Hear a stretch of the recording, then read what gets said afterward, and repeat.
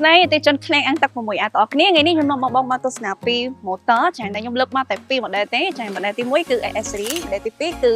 SB series ចាដែលជា model 2នេះគឺលុបដាច់ខ្លាំងជាងគេនៅក្នុងខ្លាំងអង្គទឹក 6A យើងហ្មងគឺគុណភាពរបស់វាល្អហើយតម្លៃរបស់វាសមរម្យអញ្ចឹងខ្ញុំមកបងមកទស្សនាពី model ទី1គឺ AS series ប្រភេទ AS series នេះគឺយើងមានចាប់ពីខ្នាត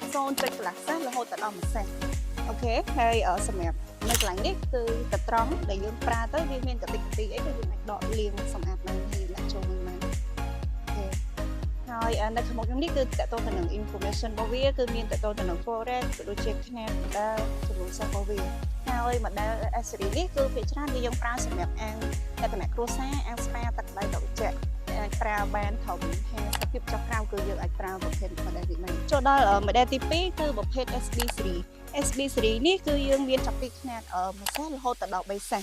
អូខេហើយតួនាទីវាដូចគ្នាទេហើយខាងមុខនេះគឺជាកត្រង់របស់វាដែលអាច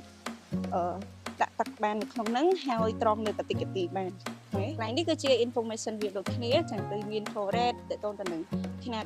អីចឹងណាហើយសម្រាប់ model SB series នេះគឺយើងប្រើបានសម្រាប់អាងហែកទឹកលក្ខណៈខ្នាតកណ្ដាលដូចជាខាងក្រោយនេះគឺអាចប្រើបានដែរសមរម្យហើយប្រើបានអាងអាជីវកម្មធំៗប្រើបានហើយបើសិនជាបងមានតម្រូវការតទៅទៅនឹង motor ឬក៏ចង់ដូរ motor អីចាយើងក៏មានក្រុមការងារក្នុងការផ្ដល់សេវាកម្មជូនបងដែរហើយសម្រាប់ model ទាំងពីរនេះកំពុងតែមាន promotion ពិសេសខ្លាំងផងដែរអញ្ចឹងបើសិនជាបងមានតម្រូវការអាចតទៅមកកាន់ page ឃ្លាំងអង្គទឹក 6A បានណាគឺយើងមានក្រុមការងារក្នុងការប្រឹក្សាផ្ដល់យោបល់ជូនបងដោយឥតគិតថ្លៃផងដែរហើយយោបល់បងនេះគឺមាននៅក្នុង stock ទាំងអស់អូខេអាចតទៅមកឥឡូវបានណាគឺយើងមាន promotion ច្រើនទេបាយបាយ